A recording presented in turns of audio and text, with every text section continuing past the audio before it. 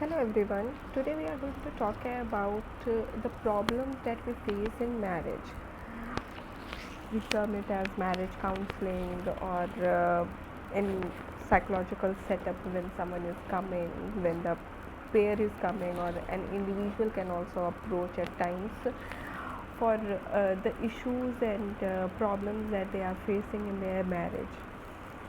Most of the problems, and first of all I'll give you some examples of the problem that the patient or the client comes up with. They are like if it is a love marriage setup, and the couple usually complain about you know the partner has changed after marriage. Before marriage, he used to do these things. He used to pamper me. He used to go out on dates, or he used to treat me differently, and now he treats me differently. The male counterpart, on the other hand, complains like she doesn't understand. She always complains about my family. Don't mingle with my family that much, है ना। इसके सिवा आपके पास में और क्या complaints आ सकती हैं? इसके सिवा आपके पास में और कंप्लेंट्स ऐसी आ सकती हैं कि पति पत्नी दोनों काम कर रहे हैं, they both are working, but the wife can complain that the husband doesn't help in household chores, in kitchen. I want more support, I want little bit more help. On the other hand, the male says that whatever I do, whenever I am there, whenever I am providing any solution, my wife is not ready to listen to me. She always has a problem. If I do this, then if I do something in the kitchen, then she will have a problem that तुमने इसको सही से नहीं किया, इसको ऐसे नहीं, इसको ऐसे करना चाहिए था। अगर मैं नहीं करूँ, then she will have a problem कि तुमने तो किया ही नहीं है कुछ। So whatever I do, she has a problem, so I simply don't do now, because I don't know how to do, I don't know what to do to please her, right. So ये सारी complaints आती रहती है। इसमें ये complaints बहुत सारे reasons के कारण हो सकती है। मैं आज आपको कुछ प्राइम रीजंस बताऊंगी जिनके कारण ये सारी प्रॉब्लम्स हमें सुनने में मिलती हैं या हम खुद फेस कर रहे होते हैं। और धीरे धीरे करके यही छोटी छोटी प्रॉब्लम बढ़ते बढ़ते ना इतने डिफरेंसेस क्रिएट कर देती हैं, इतनी ज़्यादा प्रॉब्लम्स क्रिएट कर देती हैं कि वो मैरिज सस्टेन नहीं करती है। एट टाइम्स मैरिज टूट जाती है, एट टाइम्स डिस्टेंस इतना बढ़ जाता है कि दोनों अपना अपना काम कर रहे होते हैं। कहने को तो पार्टनरशिप है ये भी एक तरीके की, जिसमें हस्बैंड भी कंट्रीब्यूट करता है, वाइफ भी कंट्रीब्यूट करती है, दोनों साथ में मिल करके रहते हैं। बट इन छोटी छोटी दिक्कतों के कारण, ये छोटी छोटी प्रॉब्लम्स के कारण वो इतना ज़्यादा एग्जिगरेट हो जाती है, इतना एलिवेटेड हो जाती हैं वो प्रॉब्लम्स कि उनको डील नहीं किया जा सकता है, या डील करना बहुत मुश्किल हो जाता है ना। अल्टीमेटली एक डिस्टेंस आ जाता है। हस्बैंड अपना काम करता है, वाइफ अपना काम करती है, दोनों चिढ़े बैठे रहते हैं एक दूसरे से, एंड अल्टीमेटली इसका रिज़ल्ट क्या होता है? असर पड़ता है आपके बच्चों में। वो चीज़ें दिखाई देती हैं, इनसिक्योरिटी दिखाई देती है। एट टाइम्स जो बच्चा होता है वो पेरेंट्स का प्यार फील नहीं कर पा रहा होता है। ये किसी एक पेरेंट का भी हो सकता है, दोनों पेरेंट का भी हो सकता है। एक पेरेंट का स्पेशली उन केसेस में होता है जहाँ पे हस्बैंड दूर रहता है, जैसे आपके डिफेंस में जो लोग काम कर रहे होते हैं, जिनकी जॉब ऐसी होती है कि 6 on 6 ऑफ होते हैं, जैसे मर्चेंट नेवी में जो लोग काम कर रहे होते हैं, या कुछ और भी टेक्निकल जॉब्स में, आईटी फील्ड्स में भी होते हैं, जो ऑडिट वगैरह पे जा रहे होते हैं या बाहर काम कर रहे होते हैं। बेसिकली घर पे उतना वक्त नहीं देते हैं, बाहर उनका टाइम जाता है और कुछ टाइम घर में जाता है। तो ऐसी जगहों पे फादर से कॉन्फ्लिक्ट हो सकता है, फादर से डिस्टेंस हो सकता है। क्यों? क्योंकि मदर का ऑलरेडी कॉन्फ्लिक्ट है फादर के साथ में, हस्बैंड वाइफ के बीच में पटती नहीं है। अब हस्बैंड वाइफ के बीच में नहीं पटती है तो क्या होता है कि मदर उसी तरीके से जैसा वो अपने हस्बैंड को ही पोर्ट्रे करेगी ना अपने बच्चों पे, वो उनका बाप नहीं पोर्ट्रे करती है, वो अपना पति पोर्ट्रे कर रही होती है। तो क्या हो जाता है उससे कि बच्चे को भी लगता है कि नहीं, पापा तो करते नहीं ना, पापा तो समझते नहीं ना, पापा तो सुनते नहीं। उसके पापा चाहे कितना भी सुनते हैं, इनके पति नहीं सुनते तो बच्चे के पापा भी नहीं सुनते हैं। ठीक है, ये सारी दिक्कतें आती हैं। क्या करें इन दिक्कतों का, क्या करें से पहले समझ लेते हैं थोड़ा सा ब्रीफ में कि ये प्रॉब्लम्स आती क्यों हैं। ये प्रॉब्लम्स, पहला रीज़न हो सकता है जो होता ही होता है, हर एक मैरिज में होता है। हम जब किसी भी रिलेशनशिप में होते हैं ना, जब तक वो रिलेशनशिप मैरिज में कन्वर्ट नहीं होती है या कॉन्सुमेट नहीं होती है, तब तक उस रिलेशनशिप पे ना बहुत सारे पैमाने होते हैं जिसमें हम कहीं ना कहीं एक दूसरे से झूठ बोल रहे होते हैं। झूठ तो नहीं टर्म करना चाहिए, बट हाँ, हम अलग तरीके से खुद को पोर्ट्रे कर रहे होते हैं क्योंकि हमें प्लीज़ करना होता है, सामने वाले पे हम अच्छा इंप्रेशन जमाए रखना चाहते हैं। तो हम उस एनर्जी के साथ में ऑपरेट कर रहे होते हैं। हम क्या करते हैं, हमने बेस्ट फुट फॉरवर्ड रखते हैं।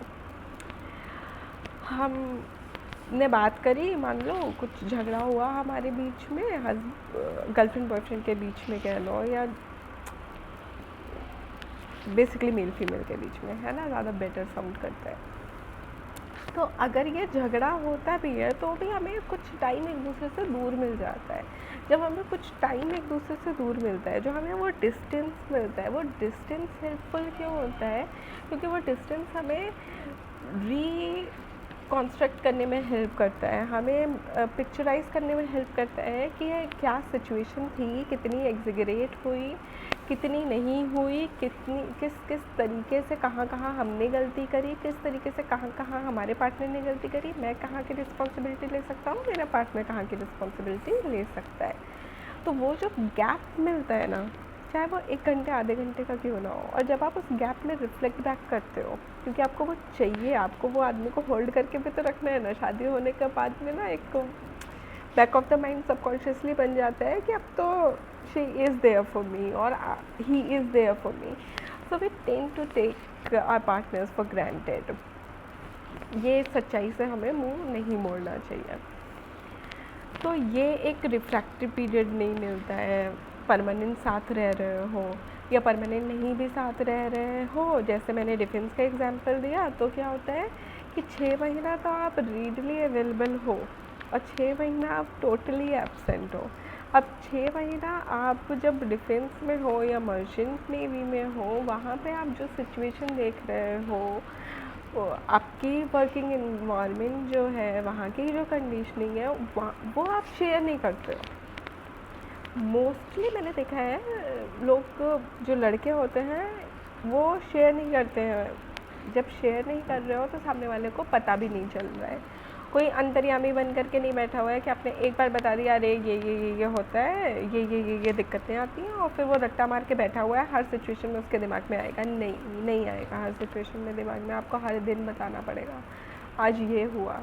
जब आप शेयर करते हो ना, तो आप अपने दिन का वो पार्ट शेयर कर रहे होते हो, और जब आप अपने दिन का वो पार्ट शेयर करते हो ना, तो एक सेंस ऑफ बिलोंगिंगनेस आती है आपके पार्टनर में भी कि हाँ, हम दोनों एक पेज पे हैं, एक जगह पर हैं।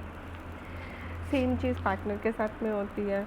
वो यहाँ पर लड़के का भी काम कर रही होती है, लड़की का भी काम कर रही होती है, दोनों की रिस्पॉन्सिबिलिटी निभा रही होती है। बहुत टायरिंग हो जाता है। जब बहुत टायरिंग हो जाता है तो उसको भी कोई चाहिए होता है पैम्पर करने के लिए, कोई नहीं, पार्टनर चाहिए होता है पैम्पर करने के लिए। वो एब्सेंट है, उसकी इरिटेशन बिल्डअप रहती है दोनों में।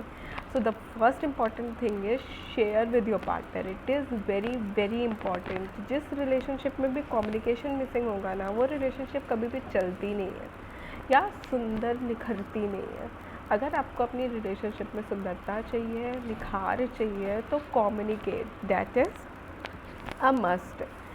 और क्या क्या दिक्कतें आती हैं और किस किस कारण से दिक्कतें आती हैं, जब बहुत ज़्यादा मैस्कुलिन फेमिनिन एनर्जी का डिसबैलेंस होता है ना, तो भी बहुत सारी दिक्कतें आती हैं। मैस्कुलिन फेमिनिन एनर्जी का डिसबैलेंस क्या होता है, हमें दोनों में, चाहे मेल हो चाहे फीमेल हो, हमें सारे हार्मोन्स होते हैं। हमें टेस्टोस्टेरोन भी होता है, हमारे में ईस्ट्रोजन भी होता है, हमारे में प्रोजेस्टेरॉन भी होता है।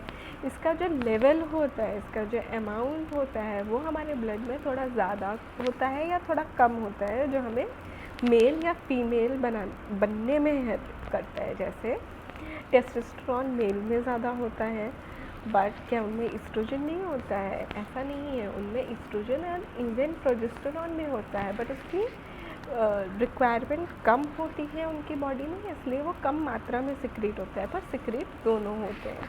ईस्ट्रोजन अगर नहीं होगा एक आदमी के शरीर में तो उसके स्पर्म में दिक्कतें आती हैं, उसके एनर्जी लेवल में दिक्कतें आती हैं, उसके बहुत सारे लेवल में, बहुत सारी फंक्शनिंग में दिक्कत आती है। ठीक है, इसी तरीके से फीमेल के साथ में भी होता है ना। तो ये डाइट के थ्रू, सीड्स के थ्रू, मेडिटेशन के थ्रू, अपनी डेली एक्टिविटी के थ्रू बहुत ज़्यादा ज़रूरी है कि हम अपना मैस्कुलिन फेमिनिन एनर्जी जो है उसका बैलेंस बना करके रखें। कैसे बैलेंस बना सकते हैं? एक्टिविटीज़ के थ्रू कैसे बैलेंस बना सकते हैं? हमें क्या लगता है, जितना खटने का काम होता है, खटना मतलब कि भाग दौड़ है, बाहर से सामान लाना है, राशन लाना है, इलेक्ट्रिसिटी बिल भरना है, ये सारा औरतों का काम नहीं है, आदमियों का काम है। या आदमी ही सही तरीके से करेगा, अगर औरत कर रही है तो वो बहुत मैस्कुलिन है। ऐसा नहीं होता है, कोई भी काम आप मैस्कुलिन फेमिनिन लेवल पे नहीं करते हो। काम दोनों कर सकते हैं, उनके काम के करने का तरीका अलग होगा। फॉर एग्ज़ाम्पल, अगर एक लड़का कोई काम कर रहा होता है ना, तो उसको जो ड्राइव और किक मिलती है काम करने में, वो कैसे मिलती है? उसको वो ड्राइव मिलती है कि वो सारा काम मैं ही करूँ, सारा क्रेडिट मेरा होना चाहिए। एक फेमिनिन एनर्जी में जब सेम व्यक्ति ऑपरेट करता है तो वो कैसे ऑपरेट करता है? वो हेल्प मांगने में कतराता नहीं है ना। वो पूरी कम्युनिटी को साथ में लेकर के चलता है। वो उसका काम होना चाहिए, खुशी खुशी अपना काम करेगा, इसको बोलेगा, उसको बोलेगा, सबका क्रेडिट सबको देगा, and then you just be happy about it कि तुम्हारा काम हो गया है। उसको क्रेडिट से उतना लेना देना नहीं होता। हाँ, जितना उसने कंट्रीब्यूट किया उसका क्रेडिट मिल जाए और काम हो जाए, दैट्स इट। बहुत ज़्यादा क्रेडिट की भूख नहीं होती है बहुत ज़्यादा नहीं होती है। अच्छा, अब उसको क्या चाहिए होता है? और उसको चाहिए होता है उसका घर थोड़ा सुंदर दिखे, थोड़ा सस्टेन रहे, थोड़ा अच्छा रहे। उसके लिए तमाम चीज़ें अलग अलग तरीके से वो करता है। बट जब आप बाहर के काम में भी एक्सर्ट करते हो और घर आकर के घर के काम में भी नर्चरिंग जो टेंडेंसी होती है फेमिनिन के, उसमें भी खुद को एक्सर्ट करने लग जाते हो ना, वहाँ पे डिसबैलेंस होने लगता है। सेम मेल्स के साथ में होता है। वो क्या करते हैं, उनकी एक्सपेक्टेशंस कैसे होती हैं कि मम्मी तो घर आते तो खाना मिलता था, तो वाइफ के साथ में भी सेम चीज़ होनी चाहिए, घर आएंगे तो खाना मिलना चाहिए। पर नहीं हो पाता है क्योंकि वाइफ की जनरेशन अलग है, प्रॉब्लम अलग है, मेंटालिटी अलग है। वो बाहर जा कर के दूसरे तरीके का काम कर रही है, वो 9 to 5 जॉब कर रही है या एंटरप्रेन्योर है, तो वो अपना काम खुद कर रही है। अब वो घर में आकर के खाना भी बना करके देगी बिना किसी हेल्प के, ये तो पॉसिबल नहीं हो पाएगा। तो वहाँ पे आपको थोड़ा सा देखना पड़ेगा कि आप कैसे हेल्प कर सकते हो बिना खुद को एक्सर्ट किए हुए। मैं बार बार इस चीज़ पे ध्यान दूँगी क्योंकि मैं ये वीडियो बहुत शॉर्ट बनाना चाहती हूँ, तो मैं वापस से इसका एक और सीक्वेंस बना दूँगी। बट फ़िलहाल के लिए मैं बस ये बताना चाहूँगी कि एक ना बहुत ज़रूरी चीज़ होती है कि खुद को एक्सर्ट के बिना कोई भी काम आप कर रहे हो ना, उसमें बी कॉन्शियस कि अपनी कितनी एनर्जी लॉस कर रहे हो। अगर आप नर्चर कर रहे हो तो क्या खुद को नर्चर करने की एनर्जी बच रही है लास्ट में? अगर आप प्रोवाइड कर रहे हो, अगर प्रोवाइडर का काम कर रहे हो, तो क्या प्रोवाइड करने के बाद में खुद के लिए कुछ बच रहा है? खुद के लिए एनर्जी कंजर्व हो रही है? अगर एनर्जी कंजर्व नहीं है, अ बिग प्रॉब्लम। छोटा सा एक क्रिस्टल का भी सोल्यूशन दूंगी वीडियो एंड करने के पहले। आप ये रोज़ क्वार्ट्स है, this is a rose quartz crystal. If you can see, it looks more like clear quartz in the video. Oh yeah, okay, this is a rose quartz. This is said to be feminine in nature. Okay, ये feminine energy है, loving energy है, and this is a clear quartz crystal. So you can keep them together as you keep Shiv Shakti. So this is also called as Shiv Shakti pair. So you can keep it in your bedroom where you can see it daily and you can meditate on it. Okay, इससे भी आपका feminine और masculine आप balance कर सकते हो और अपनी मैरिज में जो दिक्कतें आती हैं और प्रॉब्लम आती हैं उनसे बच सकते हो। See you in my next video. I'll be going more in detail with the solutions in my next video. Okay, thank you, be happy, bye bye.